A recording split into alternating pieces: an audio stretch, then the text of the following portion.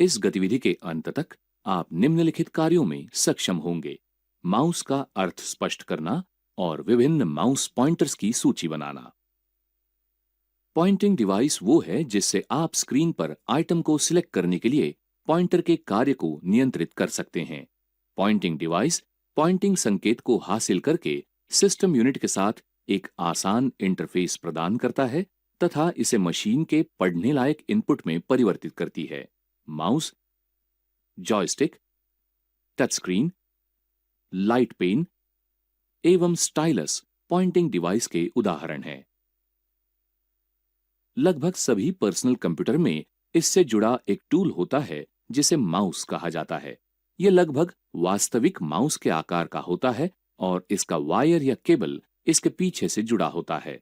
Screen पर एक विशेष icon होता है जिसे माउस पॉइंटर या कर्सर कहा जाता है। एक माउस में एक, दो या अधिक बटन हो सकते हैं जिनका उपयोग विकल्पों को सिलेक्ट करने एवं माउस के पॉइंटर को नियंत्रित करने के लिए किया जाता है। कुछ माउस में व्हील बटन होते हैं जिसे स्क्रीन पर प्रदर्शित सूचना को एक ओर से दूसरी ओर स्क्रॉल करने के लिए घुमाया जा सकता है। माउस की गतिविधि सिग्नल में अनुवाद करती है जो कंप्यूटर से कहता है कि ऑन स्क्रीन पॉइंटर को कैसे मूव करना है। जिस दिशा में इसे मूव करते हैं ये स्क्रीन पर पॉइंटर के मूव की दिशा को नियंत्रित करती है। कंप्यूटर स्क्रीन पर माउस का तीरनुमा चिन्ह या पॉइंटर आपको अक्सर नजर आएगा। ये अन्य प्रतीम चिन्हों आइकन की तरह भी दिख सकता है, निर्भर करता है। आप यहाँ पर माउस चिन्ह के विभिन्न रूप देख सकते हैं। आप इस गतिविधि के अंत में पहुंच गए हैं। आपने सीखा माउस क्या है और विभिन्न माउस पॉइंटर्स। इस गतिविधि के अंत तक आप निम्नलिखित कार्यों में सक्षम होंगे: माउस का उपयोग करने की तकनीकों को स्पष्ट करना। आपको माउस का उपयोग करने के लिए 5 तकनीकों के बारे में पता होना जरूरी है। पॉइंटिंग, इसका अर्थ है कि स्क्रीन पर माउस पॉइंटर को मौजूदा स्थान से दूसरे ऑब्जेक्ट पर ले जाना, जैसे कि हाइपरलिंक को वेब पेज पर इंगित करना। क्लिकिंग, इसका अर्थ है कि माउस के बाईं तरफ के बटन को प्रेस करना और छोड़ना। क्लिक करना ऑब्जेक्ट के सिलेक्शन को दर्शाता है, जैसे कि जब माउस पॉइंटर वेब पेज पर हाइपरलिंक को इंगित करता है और आप उस पर क्लिक करते हैं तब आपको सूचित किए गए नए पेज पर ले जाया जाता है। डबल क्लिकिंग, इसका अर्थ है कि माउस के बाईं तरफ के बटन को लगातार 2 बार दबाना, जैसे कि आप डेस्कटॉप पर उपलब्ध एक वर्ड डॉक्यूमेंट को खोलना चाहते हैं तो आप उस पर माउस पॉइंटर को इंगित करते हैं और उसे खोलने के लिए उस पर डबल क्लिक करते हैं। ड्रैगिंग, सामान्यतः ये ड्रैग एंड ड्रॉप के नाम से जाना जाता है। ड्रैगिंग का मतलब है कि पहले किसी भी वस्तु पर माउस के चिन्ह को ले जाना, फिर उस पर माउस के बाएं बटन को दबाकर उस वस्तु को खींचते हुए दूसरे स्थान पर छोड़ देना। माउस के बटन को तभी मुक्त छोड़ते हैं जब वो वस्तु विशेष चयनित स्थान पर माउस द्वारा पहुंचा दी जाती है। छोड़ने की या वस्तु को पहुंचाने की ये प्रक्रिया ड्रॉपिंग कहलाती है। उदाहरणार्थ, आप इस प्रक्रिया का प्रयोग दस्तावेज को एक स्थान से दूसरे स्थान पर ले जाने के लिए या प्रतिलिपि यानी कॉपी बनाने के लिए कर सकते हैं। राइट क्लिकिंग, इसका अर्थ है माउस के दाईं तरफ के बटन पर क्लिक करना। आमतौर पर इसका उपयोग शॉर्टकट ड्रॉप डाउन मेन्यू या कॉन्टेक्स्ट मेन्यू के प्रदर्शन के लिए किया जाता है, जैसे कि जब आप डेस्कटॉप पर होते हैं तब विभिन्न कार्यों को करने के लिए राइट क्लिक करने से मेन्यू प्रदर्शित होता है, जैसे कि डेस्कटॉप प्रॉपर्टीज को सेट करना। आप इस गतिविधि के अंत में पहुंच गए हैं। आपने सीखा माउस का उपयोग करने की तकनीकें। इस गतिविधि के अंत तक आप निम्नलिखित गतिविधियों में सक्षम हो जाएंगे: माउस के प्रकारों का वर्णन करना, माउस पैड के उपयोगिता को स्पष्ट करना और माउस जिन तरीकों से जोड़ा जा सकता है उनकी सूची तैयार करना। विभिन्न प्रकार के अलग अलग माउस होते हैं। कुछ मूल आकार के निम्नलिखित हैं: मैकेनिकल, इसके आंतरिक भाग में रबर या धातु का बॉल होता है जो सभी दिशाओं में घूम सकता है। माउस के अंदर मैकेनिकल सेंसर बॉल के घूमने की दिशा को पकड़ती है और इसके अनुसार स्क्रीन पर पॉइंटर मूव करता है। ये सिस्टम यूनिट से कॉर्ड के जरिए जुड़ा होता है। ये यांत्रिक मैकेनिकल माउस की तरह ही होता है तथा इधर उधर घूमती बॉल की दिशाओं की खोज ऑप्टिकल निरीक्षक तत्वों ऑप्टिकल सेंसर के माध्यम से करता है।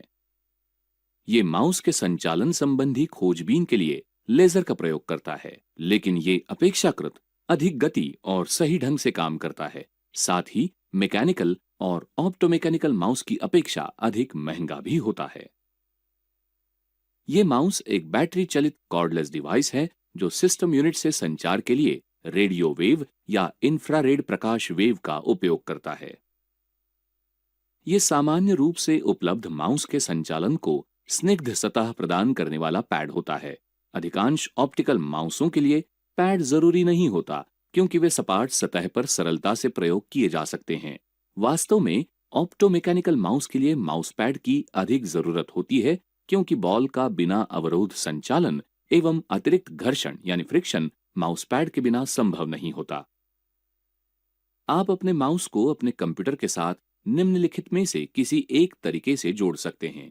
सीरियल माउस सीधे एक PS2 पोर्ट से अथवा USB पोर्ट से जुड़ता है। यह सबसे सरल तरीके का कनेक्शन है। PS2 माउस एक PS2 पोर्ट में जुड़ता है। USB माउस USB पोर्ट में जुड़ता है। कॉर्डलेस माउस भौतिक रूप से जुड़े नहीं होते। ये कंप्यूटर से संचार करने के लिए इंफ्रारेड या रेडियो तरंगों का उपयोग करते हैं। आप इस गतिविधि के अंत में पहुंच गए हैं। आपने सीखा माउस के प्रकार, माउस पैड की उपयोगिता और माउस जोड़े जाने के तरीके।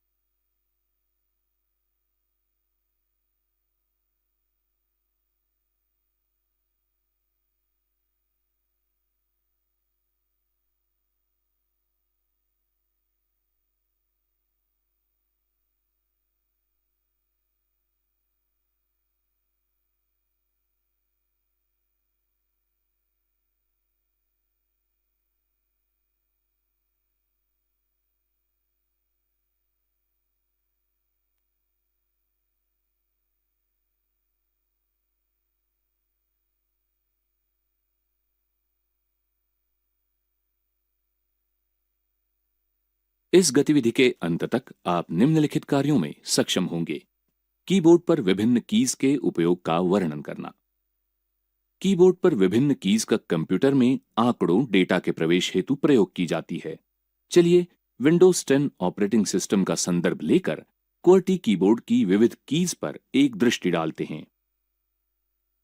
ऊपर की कतार में सबसे बाईं ओर एस्केप बटन होता है। इस बटन के कई उपयोग हैं, जिन सभी का संबंध किसी स्थिति या किसी प्रोग्राम से एस्केप करने से होता है। उपयोग हो रहे प्रोग्राम के अनुसार इस बटन का उपयोग होता है और अलग अलग प्रोग्राम के लिए इसका अलग अलग उपयोग होता है। कीबोर्ड में सबसे ऊपर दाहिनी ओर प्रिंट स्क्रीन, स्क्रोल लॉक और पॉज ब्रेक नामक 3 बटन होते हैं, जिनका उपयोग आरंभिक यूजर्स के लिए बहुत कम होता है। विंडोज जैसे कुछ प्रोग्राम स्क्रीन कैप्चर करने के लिए प्रिंट स्क्रीन या alt plus print screen button का उपयोग करते हैं। कुछ ऑपरेटिंग सिस्टम में स्क्रीन के आउटपुट को रोकने के लिए स्क्रोल लॉक बटन का उपयोग होता है। पॉज ब्रेक बटन का उपयोग आमतौर पर कंप्यूटर के साथ पारस्परिक क्रिया को बदलने के लिए किया जाता है, जैसे अनेक लॉगिन सेशन से एक दूसरे में जाने के लिए, किसी प्रोग्राम को बंद करने के लिए या मॉडेम के कनेक्शन को अवरोधित करने के लिए। कीबोर्ड में ऊपर की ओर फंक्शन कीज बटनों की एक कतार होती है। एस्केप बटन की तरह इन बटनों का भी विशेष कार्य है, जो विभिन्न प्रोग्राम के साथ बदलता है। उदाहरण के लिए वर्ड फॉर विंडोज में F7 बटन स्पेल चेकर को खोलता है। उसी प्रोग्राम में F12 बटन एक खुली हुई डॉक्यूमेंट को सेव करता है। सभी कंप्यूटर प्रोग्राम में F1 बटन का उपयोग हेल्प मेन्यू खोलने के लिए किया जाता है। अलग कार्यों के अलावा फंक्शन बटनों का उपयोग अक्सर दूसरे बटनों के साथ मिलाकर किया जाता है। शिफ्ट बटन, कंट्रोल बटन और ऑल्ट बटन को कॉम्बिनेशन कीज कहते हैं। फंक्शन बटन या अन्य अक्षरों वाले बटनों के साथ इन बटनों का उपयोग लगातार होता है। उदाहरण के लिए वर्ड फॉर विंडोज में F7 बटन, जिसका उपयोग आमतौर पर स्पेल चेकर के लिए होता है, का उपयोग जब शिफ्ट बटन के साथ होता है तब ये थिजॉरस खोलता है। मुख्य कीबोर्ड के समांतर ऊपर की कीज के दो प्रयोग होते हैं, जैसे वो की जिस पर 4 अंकित है, उस पर डॉलर का भी चिन्ह है। डॉलर के चिन्ह को अंकित करने के लिए पहले आपको शिफ्ट बटन दबाना होगा, तब 4 अंक वाली की को दबाएं। इस प्रकार शिफ्ट कीज पर अंकित 2 चिन्हों में से ऊपर वाले चिन्ह को टाइप करने हेतु उपयोग में आता है। कैप्स लॉक बटन को जब दबाया जाता है तो प्रत्येक अक्षर अपर केस के रूप में प्रिंट होते हैं। कैप्स लॉक को दोबारा दबाने पर यह बटन अपने सामान्य कार्य में लौट आते हैं। कुछ बटनों के द्वारा कार्यों को 2 मोड्स में आपस में बदला जाता है, जिनको टॉगल की कहा जाता है। कीबोर्ड में नीचे मध्य भाग में एक लंबी की स्पेस बार होती है, जो शब्दों और वाक्यों के मध्य अपेक्षित अंतर छोड़ने के लिए प्रयुक्त होती है। टैब की का प्रयोग टाइप की गई सामग्री को रेखा से विशेष दूरी पर ले जाने के लिए किया जाता है।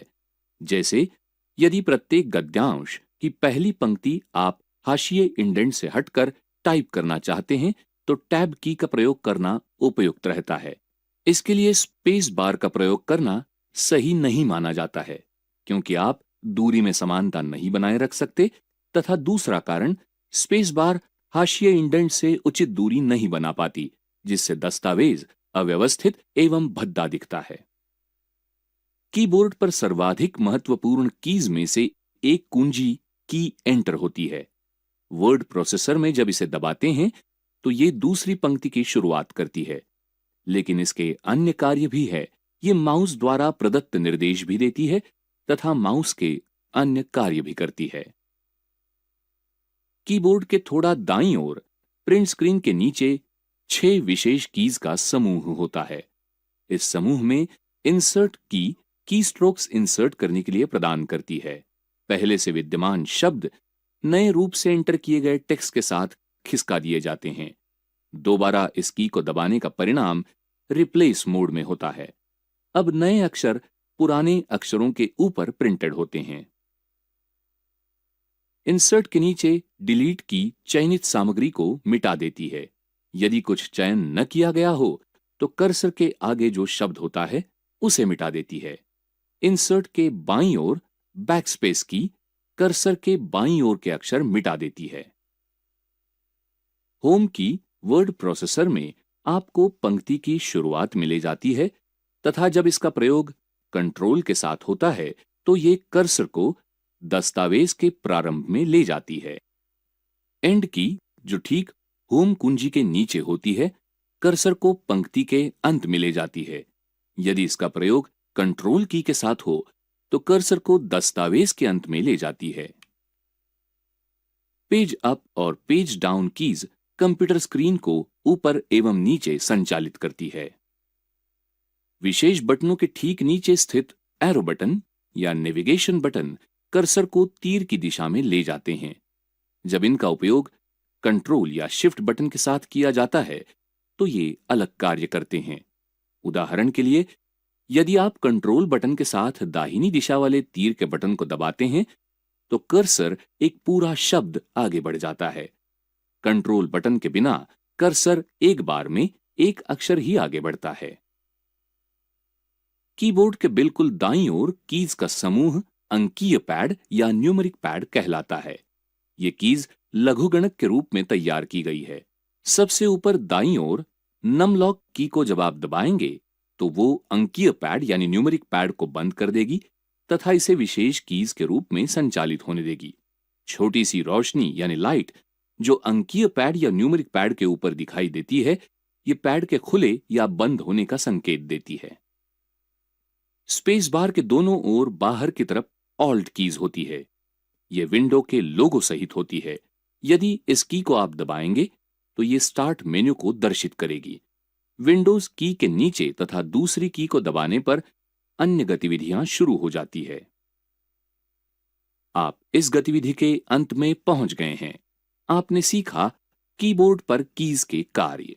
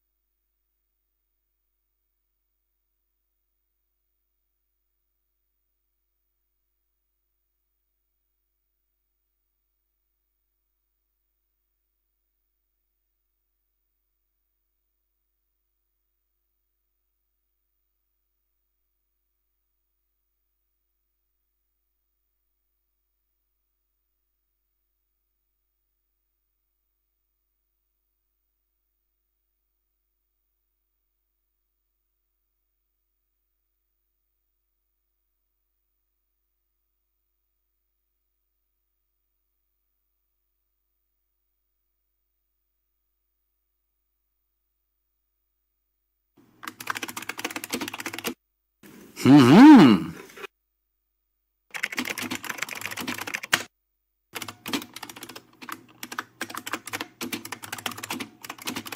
हाँ? हाँ?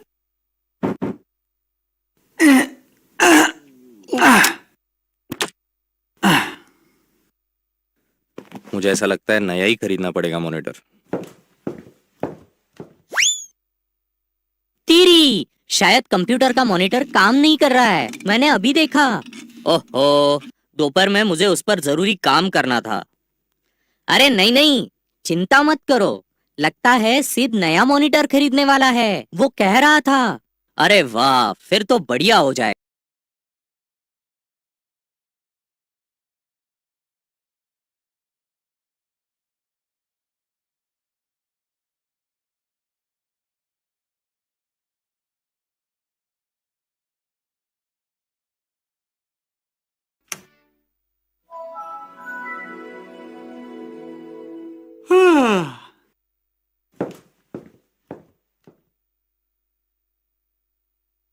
वाह तेरी, देखो तो ये मॉनिटर पुराने मॉनिटर से काफी बड़ा है और तो और पतला भी लगता है।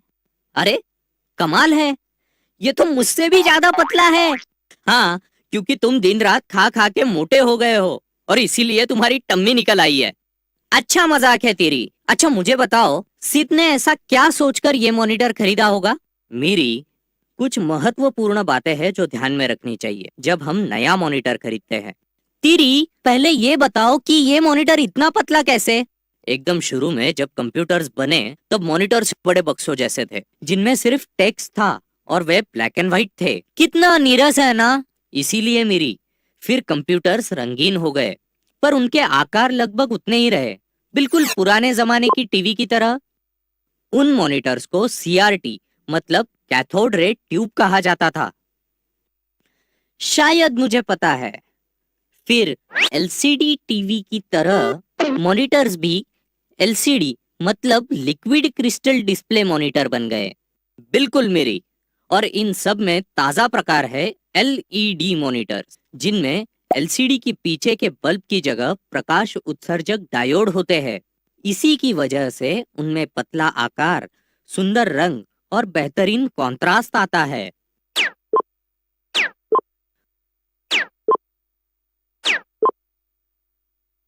मतलब सिद के पास जो पहले था वो है LCD और जो अब है वो है LED और उसी की वजह से वो पतला है मुझसे भी। पर तेरी क्या मॉनिटर में ये एक ही चीज है जो महत्वपूर्ण है? ऐसा बिल्कुल नहीं है। और 5 चीजें हैं जो महत्वपूर्ण है और खरीदते समय उन्हें ध्यान में रखना चाहिए। पहला तो है रिजोल्यूशन, मतलब मॉनिटर में कितने पिक्सेल्स हैं। जितना ज्यादा रिजोल्यूशन उतनी ही अच्छी इमेज। ऐसा है तो अरे वाह, और बोलो। और एक जो बड़ी ही महत्वपूर्ण चीज है, फिर भी ग्राहकों को इसमें चुनाव का कोई मौका नहीं मिलता, वो है पिक्सेल पिच, मतलब 2 पिक्सेल्स के बीच का अंतर। हाँ, जितना ज्यादा पिक्सेल्स में अंतर उतनी कम गुणवत्ता की इमेज। सही है। उसके बाद आता है रिफ्रेश रेट, मतलब 1 सेकंड में कंप्यूटर पर आने वाली इमेज कितनी बार रिफ्रेश होती है। विश्वास नहीं होता। तुम्हारा मतलब है कि मॉनिटर पर आने वाली इमेज रिफ्रेश होती है और हमें पता भी नहीं चलता? हाँ मेरी, इमेज 1 सेकंड में कम से कम 75 बार रिफ्रेश होती है। इसे मॉनिटर के काम करने की फ्रीक्वेंसी या वारंवारता कहते हैं। रिफ्रेश रेट अगर कम होता है तो मॉनिटर पर झिलमिलाहट दिखाई देती है, जो आंखों के लिए ठीक नहीं होती। और ज्यादा रिफ्रेश रेट अच्छे पिक्चर क्वालिटी का आश्वासन देता है, विशेष रूप से जब तुम वीडियो देख रहे हो। शायद आकार भी देखना चाहिए। मेरा मतलब है हाई रिजोल्यूशन स्क्रीन जो बड़ी है, देखने में अच्छी लगती है, जैसे ये नया वाला मॉनिटर। हाँ मेरी, पर आदर्श रूप से हर एक चीज का एक इष्टतम आकार होता है। तुम एकदम बड़ा टीवी एकदम छोटे से कमरे में नहीं रखते। उसी तरह मॉनिटर का आकार भी जरूरत के अनुसार ही होना चाहिए। मैं सहमत हूँ। इससे बड़ा कुछ भी सिद्ध के लिए बहुत बड़ा हो जाएगा। लेकिन इन 5 में आखिरी है एस्पेक्ट रेशो। एस्पेक्ट रेशो मतलब मॉनिटर का अपनी ऊंचाई का चौड़ाई से अनुपात। हाँ, पता है। वे जो पहले थे वे 4:3 हुआ करते थे। हाँ, और वे जो अभी है वे 16:9 है। हाँ, पता है। ये फिल्में देखने के लिए विलक्षण होते हैं। बिल्कुल थिएटर की तरह चौड़ी स्क्रीन दिखती है। अरे सीधा आया, भागो। अरे लगता है कि कंप्यूटर को पता है मुझे क्या करना है।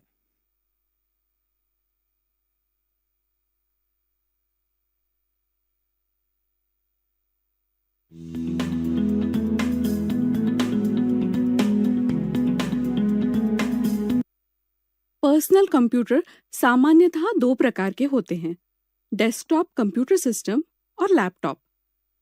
तो चलो देखते हैं ये कंप्यूटर दिखता कैसे है।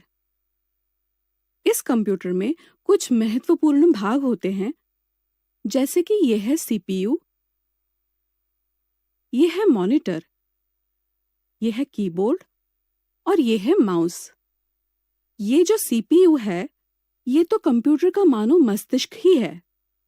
हम जो इमेजेस, वीडियो अपने कंप्यूटर में सेव करते हैं, अलग अलग डॉक्यूमेंट पर काम करते हैं, उसको एडिट करने का, सेव करने का काम ये इस सीपीयू में होता है। फिर अब हम जो एडिटिंग करते हैं वो देखने को कहाँ मिलता है? तो वो मिलता है इस मॉनिटर में। और इसमें जहाँ कहीं भी हमें टाइपिंग, नंबर डालना ऐसे काम करने पड़ते हैं, उसके लिए मदद करता है ये कीबोर्ड और माउस। ये हमको हर एक फाइल को एक्सेस करने में, वो खोलने में बहुत मदद करता है। ये जो माउस होता है, इसमें 3 बटन होते हैं, लेफ्ट क्लिक, राइट क्लिक और बीच में होता है स्क्रॉल बटन। इसके बारे में संक्षिप्त जानकारी हम लेंगे ही।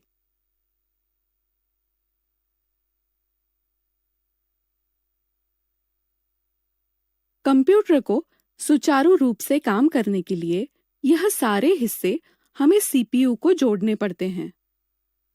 तो फिर देखते हैं कि यह सारे हिस्से सीपीयू को कहाँ से जोड़ें। हम सीपीयू का पिछला हिस्सा देख रहे हैं। हमें पता है कि कंप्यूटर बिजली से चलता है, इसलिए हमने बिजली के लिए यह कनेक्शन जोड़ा है तथा उसकी पावर केबल हम सीपीयू से यहाँ जोड़ते हैं। चित्र देखने के लिए हमें मॉनिटर ऑन करना पड़ता है। ऐसी ही पावर केबल मॉनिटर को भी होती है तथा सीपीयू में जो काम चल रहा है वो ठीक से देखने के लिए मॉनिटर का एक कनेक्शन हमें सीपीयू में देना पड़ता है। उसके लिए यह केबल जोड़ते हैं। साथ ही कीबोर्ड तथा माउस भी सीपीयू को जोड़ते हैं। जब सीपीयू ऑन होता है और उसका काम चालू होता है, उस वक्त सीपीयू के अंदर का तापमान बढ़ जाता है।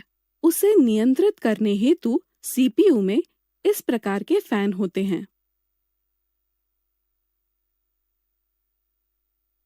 चलो देखते हैं लैपटॉप दिखता कैसे है। लैपटॉप एक चौकोर बॉक्स नुमा कंप्यूटर होता है। हर लैपटॉप की लिड पर उसकी कंपनी का नाम लिखा होता है तथा गौर से देखें तो उसके दो आड़े बाजुओं में थोड़ा सा फर्क होता है।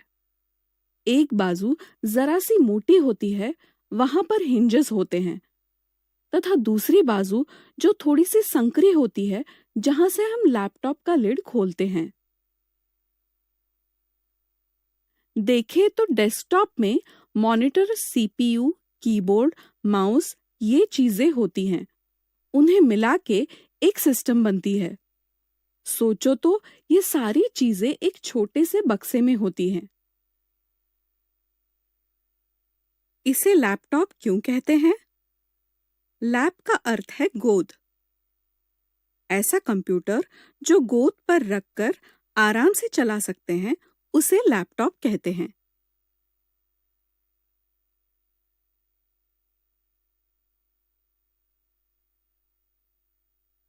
तो हमने देखा है कि लैपटॉप में सारी चीजें इस छोटे से बक्से में होती है। आपको पता चल ही गया होगा कि लैपटॉप बहुत सावधानी से चलाना पड़ता है। हमें अब पता चला है कि एक ओर हिंजेस तथा दूसरी ओर लिड खोलने की जगह होती है। ये लिड ओपन करने के लिए देखो, एक हाथ लिड में तथा दूसरा बेस में लगा के हल्के से ये लिड खुलता है।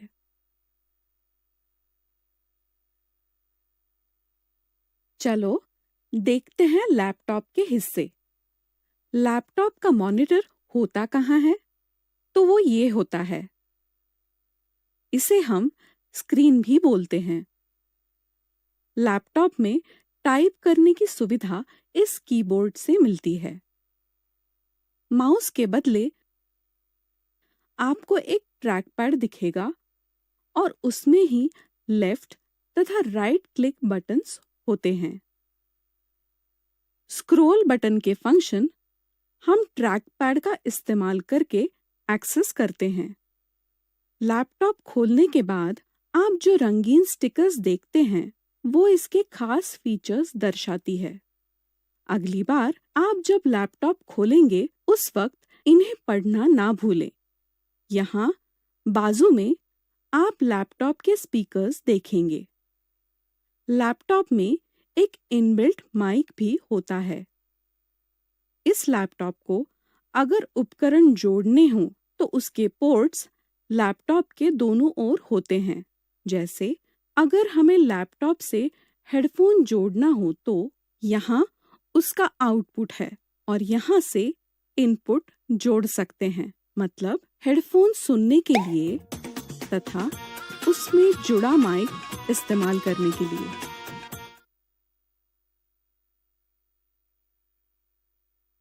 लैपटॉप के सारे हिस्से देखे, लेकिन सीपीयू दिखाई नहीं दिया। ये सीपीयू होता है लैपटॉप के बेस में। साथ में यहाँ एक बैटरी भी होती है, जिसे चार्ज करने के पश्चात लैपटॉप को लगातार बिजली के सप्लाई की जरूरत नहीं पड़ती और इस प्रकार हम उसे कहीं भी झट से ले जा सकते हैं। अब आप देख रहे हैं लैपटॉप का पिछला हिस्सा। यहाँ पर मुख्य रूप से लैपटॉप की वेंटिलेशन की सुविधा है। साथ ही इसकी बैटरी बाहर से जुड़ी रहती है, जिससे यह आसानी से अलग होती है।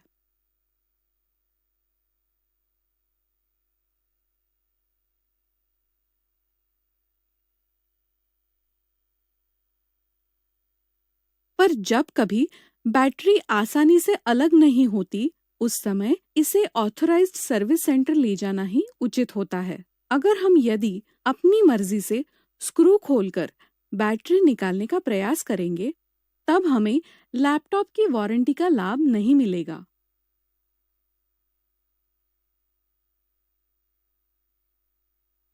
चलो, अब हम कंप्यूटर शुरू करते हैं। इसके लिए हम पावर सप्लाई बटन ऑन करेंगे तथा सीपीयू पावर बटन ऑन करेंगे। जैसे ही हम ऑन करेंगे, वैसे एक लाइट दिखेगा और साथ ही मॉनिटर भी चालू हो जाएगा। लॉगिन स्क्रीन पर हम पासवर्ड डालेंगे तथा एंटर बटन दबाकर लॉगिन करेंगे। लो, कंप्यूटर चालू हो गया। लैपटॉप की बैटरी चार्ज करने हेतु पावर सप्लाई को चार्जर प्लग लगाइए तथा उसका इन लैपटॉप से जोड़िए, जिससे लैपटॉप पर काम करते वक्त भी उसकी बैटरी चार्ज होती रहती है।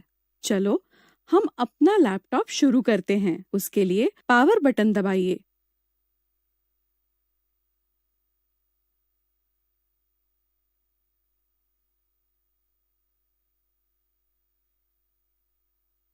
देखो, हमारा लैपटॉप चालू हो गया।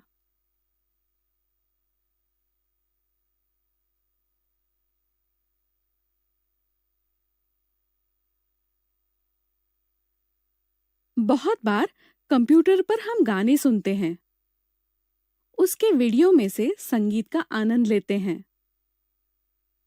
उसके लिए ये हेडफोन जरूरी होता है। वह भी सीपीयू से जुड़ा रहता है। गाने सुनने के लिए ये है आउटपुट और यदि हमारी आवाज रिकॉर्ड करनी हो तो ये है इनपुट।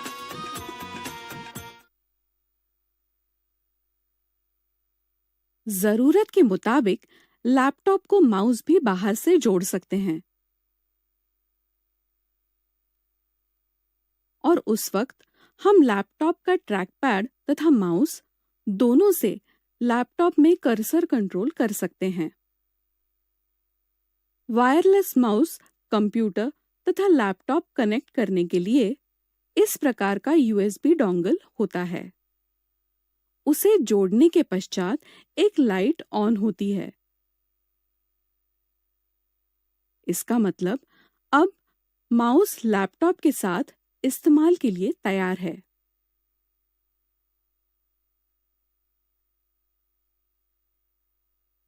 जब जरूरत हो तो इस प्रकार हम एक्सटर्नल कीबोर्ड लैपटॉप से जोड़ सकते हैं।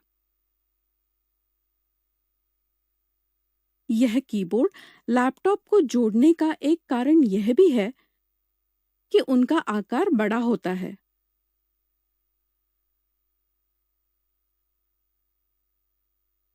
जब हम एक्सटर्नल कीबोर्ड लैपटॉप से जोड़ते हैं तो उससे तथा लैपटॉप कीबोर्ड से लैपटॉप में हम जानकारी भर सकते हैं।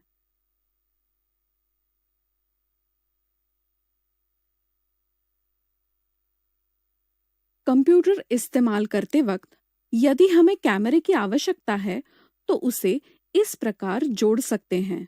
उसे वेबकैम भी कहते हैं।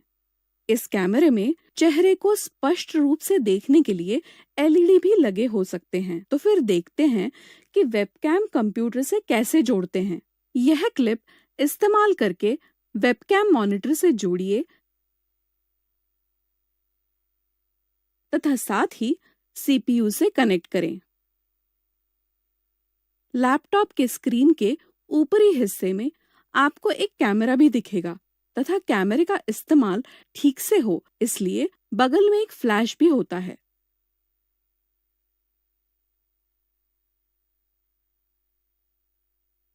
इस गतिविधि के अंत तक आप निम्नलिखित कार्यों में सक्षम होंगे।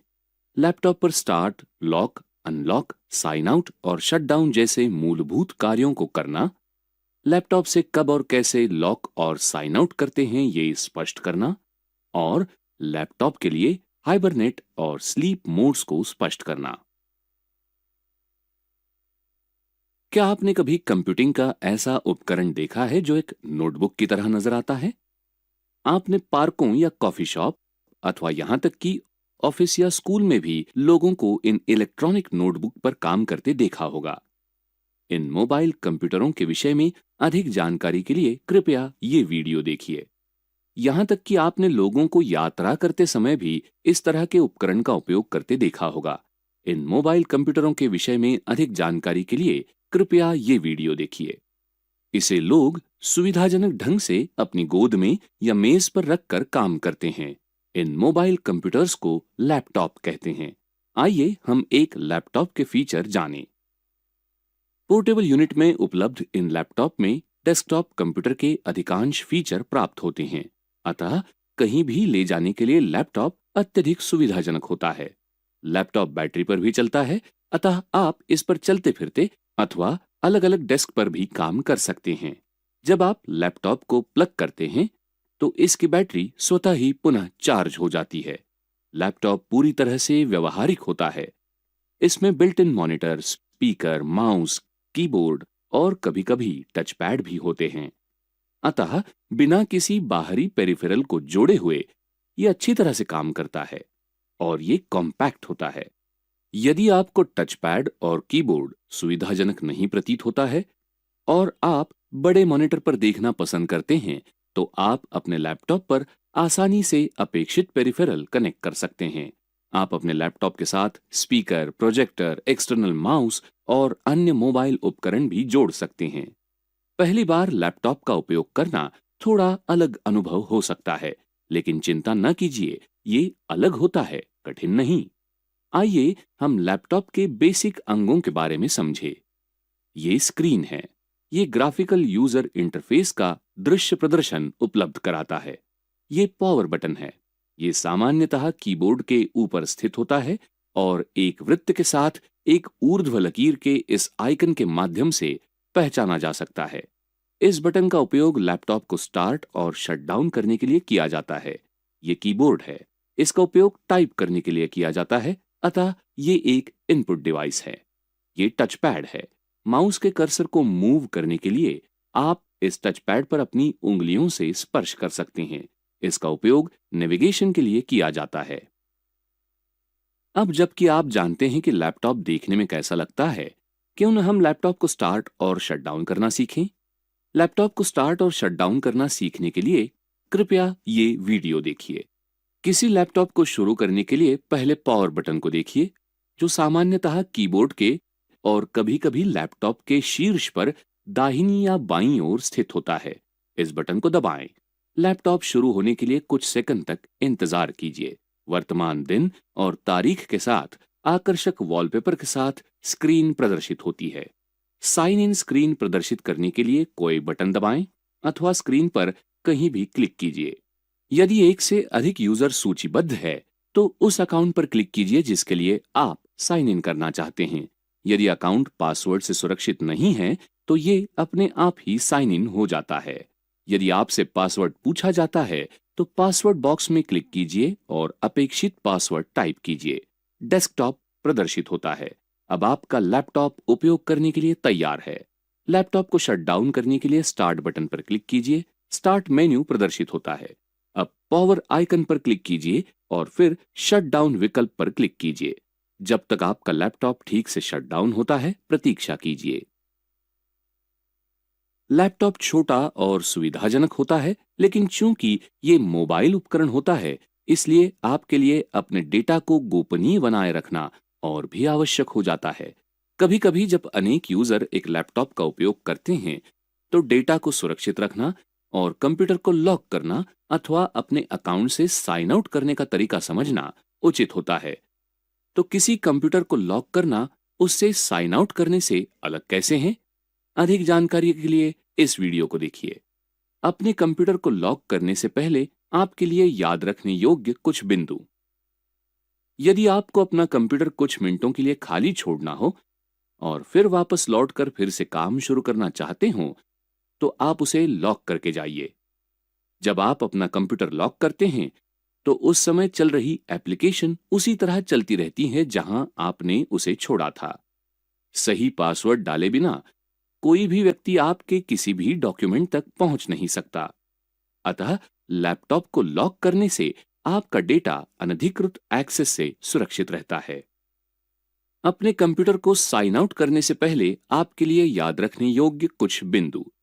यदि एक से अधिक व्यक्ति किसी लैपटॉप का उपयोग करते हैं, तो जिस समय आपको लैपटॉप का उपयोग न करना हो, तो उससे साइन आउट करना ही उचित होता है। साइन आउट करने से सुनिश्चित होता है कि यदि कोई अन्य यूजर आपके कंप्यूटर में साइन इन करते हैं, तो वे आपके डेटा तक पहुंच नहीं पाएंगे। साइन आउट करने से उस समय चल रही सभी एप्लीकेशंस बंद हो जाती है। अतः साइन आउट करने से पहले महत्वपूर्ण है कि आप अपने काम और अन्य डॉक्यूमेंट को सेव कर लें।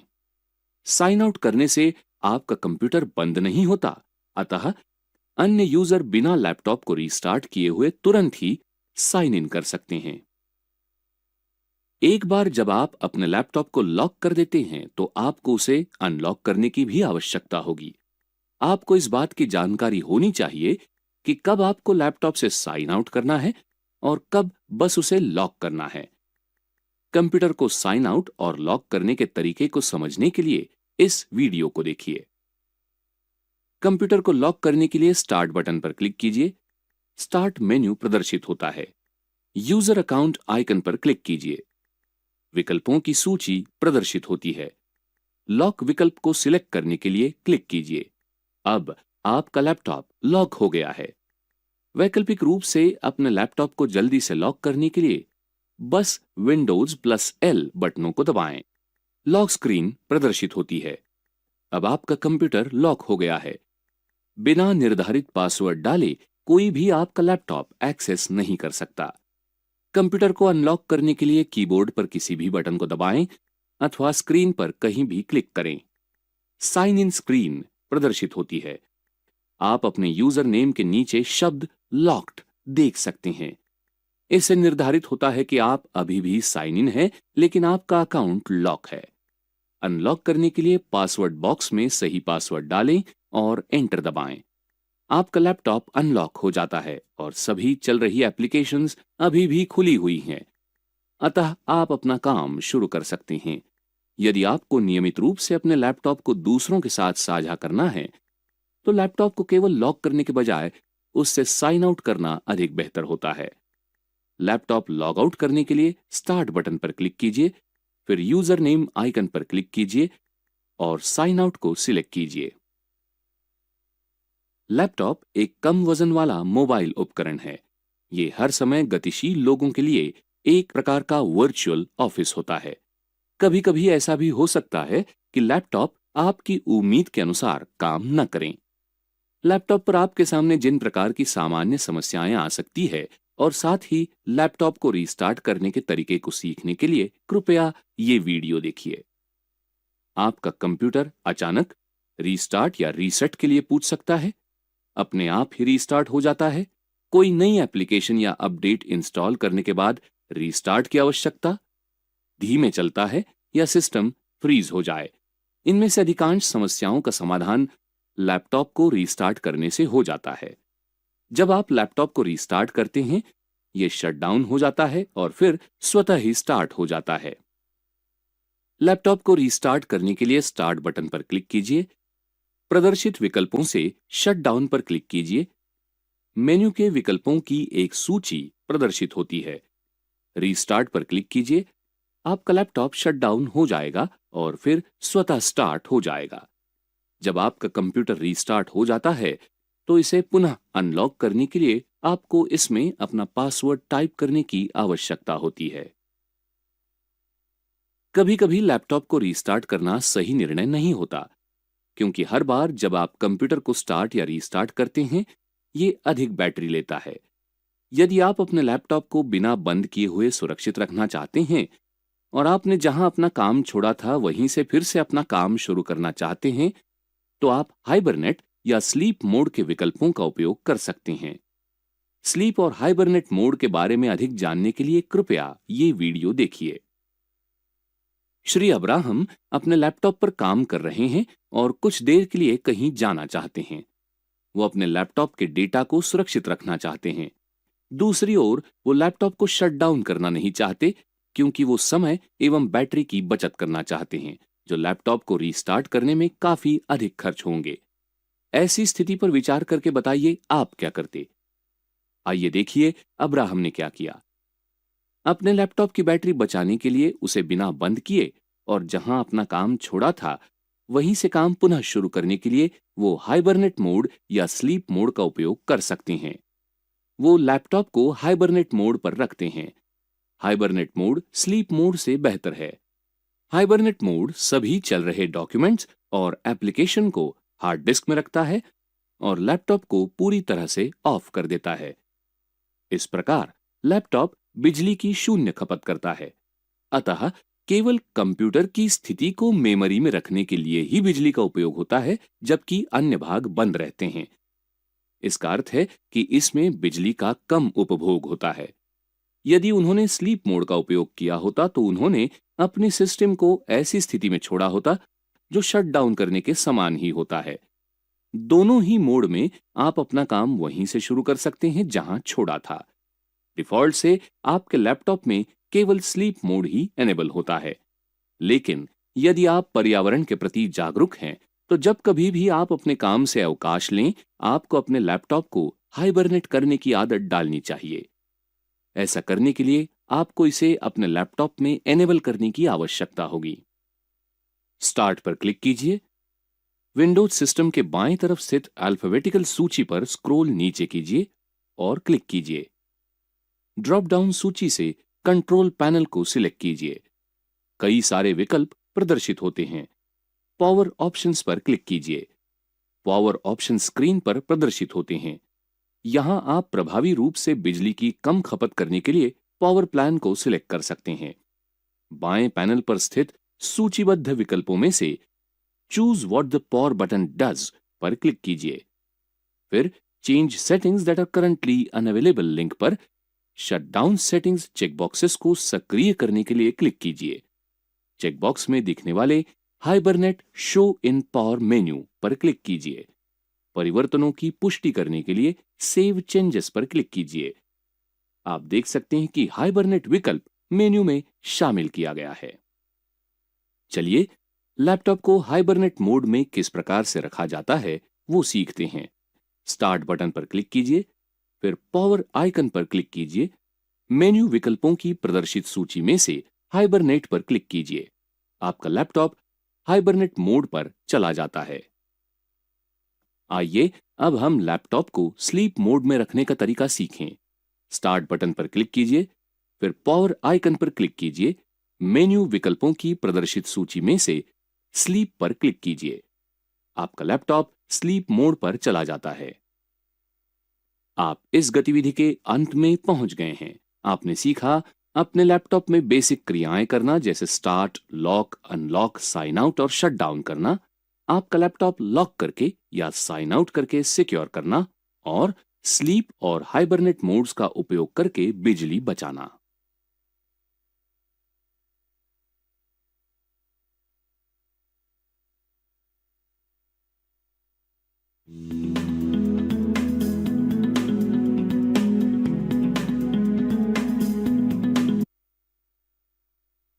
ये सेशन खत्म होने पर आप ये कर पाएंगे: इंटरनेट के फायदे बताना, इंटरनेट से कनेक्ट होने में आपकी मदद करने वाले विभिन्न डिवाइसेस गिनाना और ये बताना कि राउटर या मॉडेम यूज करके इंटरनेट कनेक्शन कॉन्फ़िगर और एक्टिवेट कैसे किया जाए।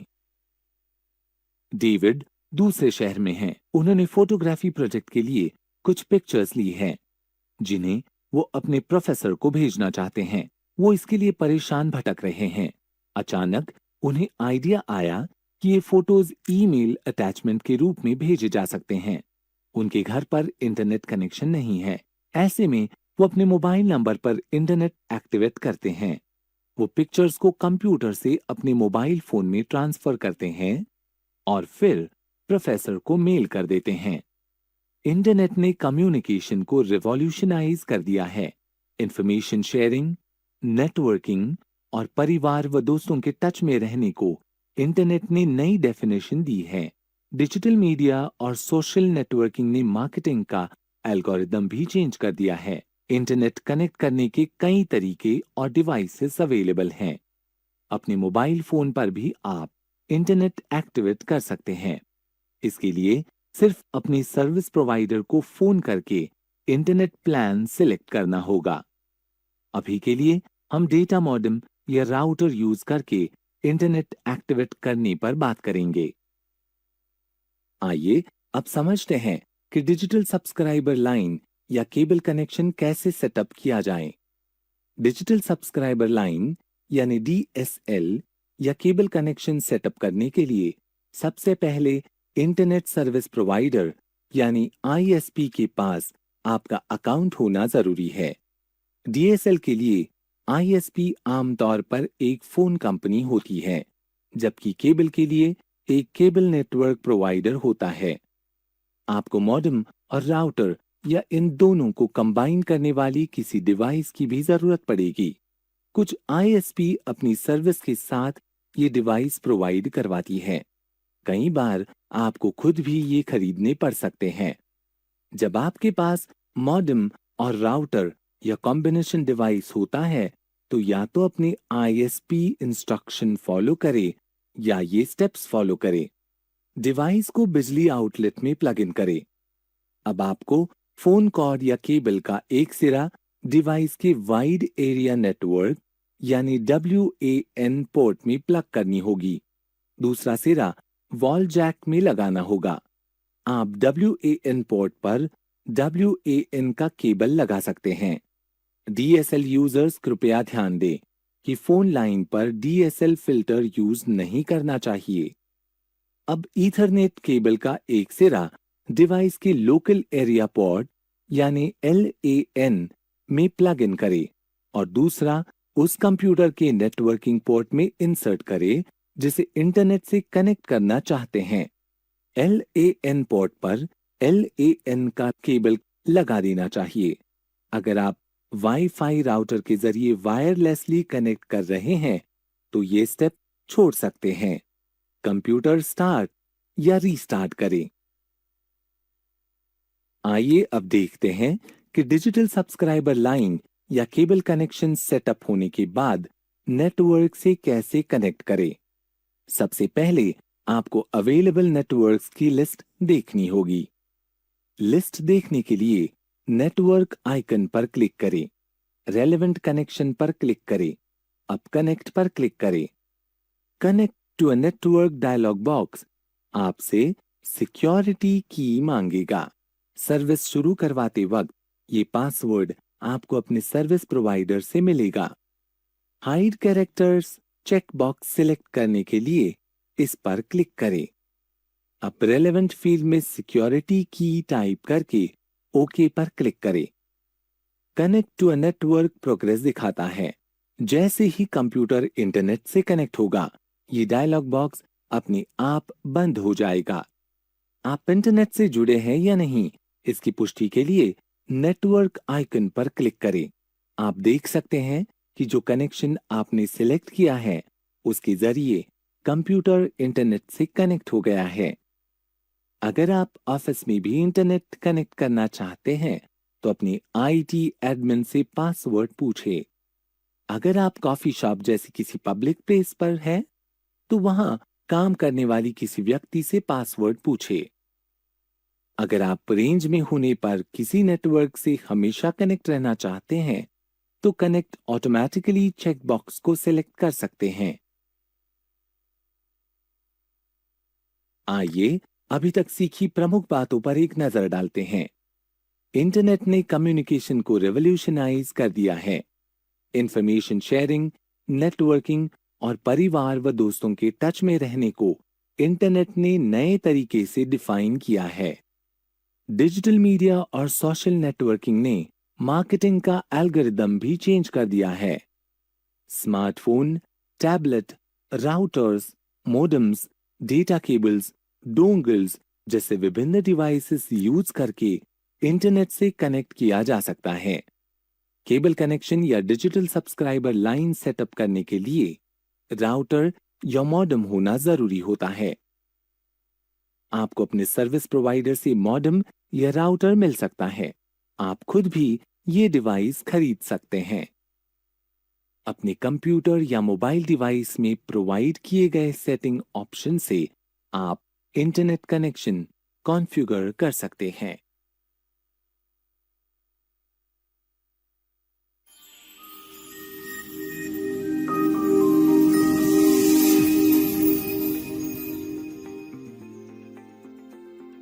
हेलो मित्रों, अपने डेस्कटॉप या लैपटॉप पर इंटरनेट का इस्तेमाल करने के लिए हम हमेशा ब्रॉडबैंड का उपयोग करते हैं।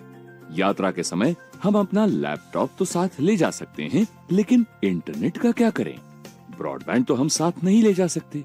ऐसे में अगर हमारे पास वायरलेस डोंगल नहीं होगा तो हमारे पास इंटरनेट तक पहुंचने का कोई भी तरीका नहीं रहेगा। ऐसे में हम अपने मोबाइल के इंटरनेट का इस्तेमाल कर सकते हैं। वाईफाई हॉटस्पॉट के जरिए हम अपने मोबाइल के इंटरनेट का इस्तेमाल अपने लैपटॉप पर कर सकते हैं। तो आइए देखें वाईफाई हॉटस्पॉट का इस्तेमाल कैसे करते हैं। अब हम अपने मोबाइल पर वाईफाई हॉटस्पॉट शुरू करेंगे। ऐसा करने के लिए हम नोटिफिकेशन क्षेत्र में टैप करेंगे। फिर वाईफाई हॉटस्पॉट आइकन को खोजकर हम वाईफाई हॉटस्पॉट पर टैप करेंगे। आप देख सकते हैं कि वाईफाई हॉटस्पॉट चालू हो गया है, लेकिन हमें अपने लैपटॉप पर वाईफाई हॉटस्पॉट तक पहुंचने की जरूरत होगी। ऐसा करने के लिए हम सेटिंग्स पर टैप करके मोर पर टैप करेंगे और फिर हम टेदरिंग एंड मोबाइल हॉटस्पॉट पर टैप करेंगे। अब हम सेटअप वाईफाई हॉटस्पॉट का विकल्प देख सकते हैं। इस पर टैप करेंगे। अब हम शो पासवर्ड पर टैप करेंगे। हाँ, अब हम पासवर्ड देख सकते हैं। सेव पर टैप करें। अब हमें अपने लैपटॉप पर वाईफाई शुरू करना है। ऐसा करने के लिए हम वाईफाई सेटिंग्स पर क्लिक करेंगे और फिर वाईफाई पर क्लिक करेंगे। अलग अलग वाईफाई सिग्नल की सूची में हम अपना मोबाइल भी देख सकते हैं। इसे सिलेक्ट करने के लिए इस पर क्लिक करें, फिर कनेक्ट पर क्लिक करें। आपको पासवर्ड डालना होगा। पासवर्ड डालें और फिर नेक्स्ट पर क्लिक करें। अब नो पर क्लिक करें। आप देख सकते हैं कि हम वाईफाई से जुड़ गए हैं, क्योंकि चुने गए वाईफाई नेटवर्क के नीचे कनेक्टेड सिक्योर्ड टेक्स्ट लिखा नजर आ रहा है। अब हम देखेंगे कि इंटरनेट काम कर रहा है या नहीं। हम ब्राउजर पर क्लिक करेंगे और सर्च बार में कंप्यूटर टाइप करेंगे। हाँ, आप देख सकते हैं कि हम इंटरनेट से जुड़ चुके हैं, क्योंकि ब्राउजर में परिणाम नजर आ रहे हैं। खाने के साथ साथ कंटेंट में भी फ्लेवर डालना है। देखा कि कैसे हम वाईफाई हॉटस्पॉट के जरिए इंटरनेट से जुड़ सकते हैं। तो आगे बढ़ें All you need और is इसे digital. खुद भी आजमाएं।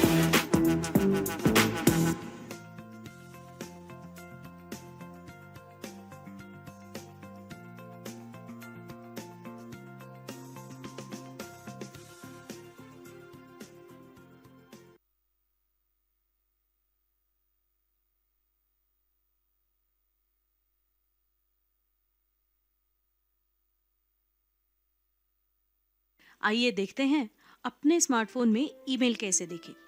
स्मार्टफोन पर कुछ ऐप फोल्डर में या सीधे मेन्यू में मिल सकते हैं। यहाँ हम देखते हैं कि इस फोन में गूगल नाम का एक फोल्डर है जिसमें गूगल के कई ऐप हैं। तो चलिए हमारे जीमेल अकाउंट को एनेबल करें। यहाँ आपको लॉगिन विंडो दिखाई देती है। देखिए, मेरा एक अकाउंट पहले से ही लॉग्ड इन है, इसलिए हम दूसरे अकाउंट को एनेबल करने के लिए फोटो पर टैप करेंगे। यदि स्मार्टफोन में पहले से ही एक से अधिक ईमेल आईडी अकाउंट्स हैं, तो आप उन सभी ईमेल आईडी को यहाँ देख सकते हैं। अब हम एक और अकाउंट ऐड करेंगे। सेटअप ईमेल यह विकल्प यहाँ दिखाई देता है। हाँ, यदि आप यह पहली बार है जब स्मार्टफोन पर मेल करने के लिए लॉगिन कर रहे हैं, तो आपको सीधे इस सेटअप पेज पर भेजा जाएगा। अब हम अपने जीमेल अकाउंट में लॉगिन करने के लिए गूगल का चयन करेंगे। अब अपनी ईमेल आईडी यहाँ डालें और आगे बढ़ें। आपको एक पासवर्ड सेट करने के लिए कहा जाएगा। इसे टाइप करें। मैंने अपना मोबाइल नंबर अपने जीमेल खाते में नहीं जोड़ा है, इसीलिए यहाँ इसके लिए एक विकल्प है। यदि आप यहाँ आपका एक नंबर जोड़ना चाहते हैं तो यस आई एम इन ये विकल्प चुनें और अपना नंबर इस ईमेल आईडी में जोड़ें। मैं अभी यहाँ कोई मोबाइल नंबर नहीं जोड़ना चाहती, तो स्किप करते हैं। अब आप गूगल के Google terms and services agreement को देखते हैं। यहाँ आई एग्री इस ऑप्शन को चुनें और देखिए हमारा नया खाता अब जोड़ दिया गया है। अब आप अपनी नई ईमेल आईडी का चयन करें। यह इनबॉक्स है और यहाँ आपको आए हुए सभी मेल दिखाई दे रहे हैं। अन्य विकल्प देखने के लिए यहाँ टैप करें। यहाँ इनबॉक्स के सभी मेल विभिन्न श्रेणियों में जैसे प्राइमरी, सोशल, प्रमोशंस इसमें दिखाई देते हैं।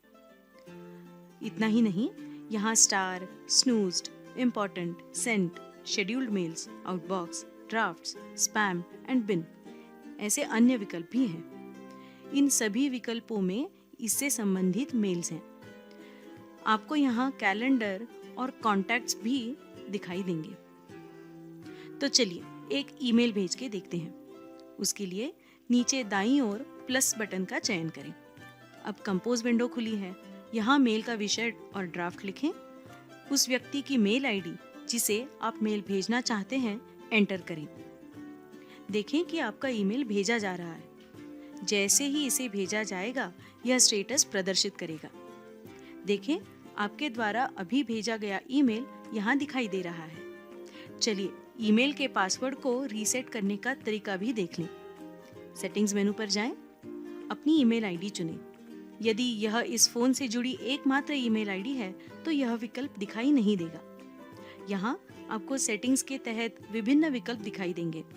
आप मैनेज योर गूगल अकाउंट का चयन करेंगे। आपके ईमेल अकाउंट को मैनेज करने के विभिन्न विकल्प जैसे कि home, personal information, data and personalisation, security, people and sharing, payments and subscriptions आदि दिखाई दे रहे हैं। अपना पासवर्ड बदलने के लिए हम सिक्योरिटी ऑप्शन में पासवर्ड टैप करेंगे। आगे बढ़ने के लिए वह आपसे अब आपका पासवर्ड मांगता है, उसे डालें और नेक्स्ट पर क्लिक करें। अब यहाँ आप नया पासवर्ड दर्ज कर सकते हैं।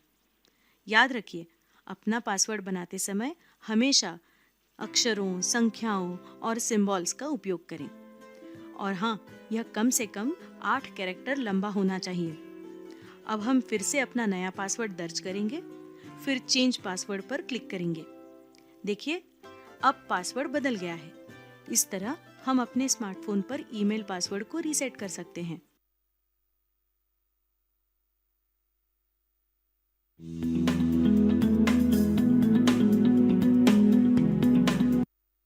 कीबोर्डिंग वो कुशलता है जिसके द्वारा कंप्यूटर के कीबोर्ड का उपयोग करके किसी डेटा को सही ढंग से और तेजी से टाइप करते हैं। कीबोर्ड पर काम करने की सही तकनीकों का उपयोग करके तेज स्पीड से 100% परिशुद्धता के साथ टाइप करने की कुशलता प्राप्त करके आप एक मास्टर कीबोर्डर बन सकते हैं। आधुनिक समय में कंप्यूटर का उपयोग किए बिना काम करना लगभग असंभव ही है। लगभग प्रत्येक गतिविधि में किसी न किसी तरीके से कंप्यूटर या कीबोर्ड का उपयोग करने की गतिविधि की आवश्यकता होती है। यदि आपके काम में आपको कंप्यूटर के उपयोग की आवश्यकता नहीं भी होती है, तो भी समय समय पर आपको अपने व्यक्तिगत जीवन में किसी सूचना को खोजने अथवा मित्रों एवं रिश्तेदारों को ईमेल भेजने के लिए कंप्यूटर का उपयोग करने की आवश्यकता होती है। वर्तमान विश्व में अनेक फॉर्म ऑनलाइन भरने पड़ते हैं। ये सरकारी विभागों, बैंक, सार्वजनिक सेवाओं, संस्थाओं के लिए आवेदन, संस्थानों आदि जैसे अनेक क्षेत्रों से संबंधित हो सकते हैं। अनेक शैक्षिक संस्थानों में प्रोजेक्ट और असाइनमेंट जमा करने के लिए कंप्यूटर के उपयोग की आवश्यकता होती है। एग्रीमेंट, कानूनी दस्तावेज, स्टैम्प पेपर, प्रोजेक्ट रिपोर्ट आदि जैसे अनेक अन्य डॉक्यूमेंट को प्रिंट करने की आवश्यकता हो सकती है। समय के साथ कंप्यूटर पर बिताया जाने वाला हमारा समय बढ़ना ही है। विचार करें कि अपनी टाइप करने की स्पीड को दोगुनी करके आप कितना अधिक काम पूरा कर सकते हैं। सही ढंग से टाइप करने के तरीके को सीखकर कभी-कभी आप अपनी टाइप करने की स्पीड को दोगुने से भी अधिक बढ़ा सकते हैं। जब आप सही ढंग से टाइप करते हैं तो आप घर और काम में अधिक काम पूरे कर सकेंगे और उन चीजों के लिए आपके पास अधिक समय होगा जिनमें आपको सबसे अधिक आनंद आता है। संभव है कि काम में आपकी बढ़ी हुई उत्पादकता के साथ आपको अपनी अगली पदोन्नति में मदद मिल सके।